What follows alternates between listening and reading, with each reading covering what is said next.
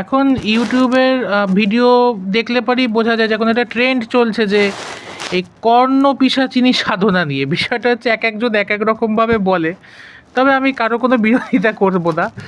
আমি কর্ণ পিশাচিনী সাধনা সম্পর্কে আমার একবার বহুকাল আগে একটা তান্ত্রিকের সাথে কথা হয়েছিল।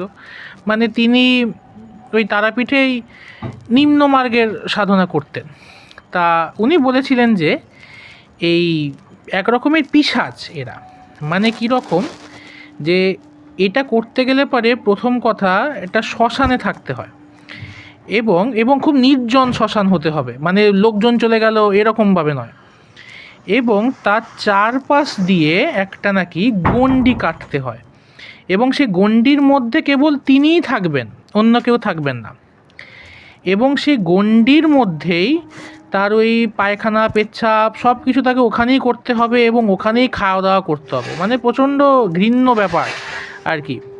এবং সে নিজের পায়খানা নাকি নিজের গায়ে হাতে পায়ে দিতে হবে, এবং দিয়ে সেই অবস্থায় তাকে ওই সাধনা করতে হবে।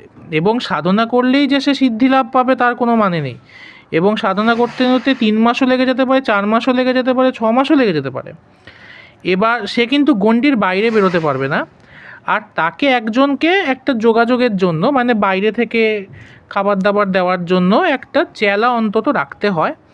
মানে যাকে সে বলবে সে এসে তার যেটা প্রয়োজন সেটা তাকে দিয়ে যাবে। এবার যদি সে সাধনায় সিদ্ধি লাভ করে, তবে ওই পিশাচ তাকে কিন্তু বিশাল বড়লোক কখনো করে দেবে না। মানে ওই পিশাচ তাকে কানে কানে সে বলে দেয় যে, মানে ধরা যাক কোনো একটা মানুষ তার সামনে এসে দাঁড়ালো, এবং ওই মানুষটা সম্পর্কে কী, ওই মানুষটার হিস্ট্রিটা কী, ওর কী ভবিষ্যতে ঘটতে চলেছে, মানে নেক্সট 1 বছরের মধ্যে মানুষটার কী হবে, এই সংক্রান্ত তথ্য দিয়ে দেয়।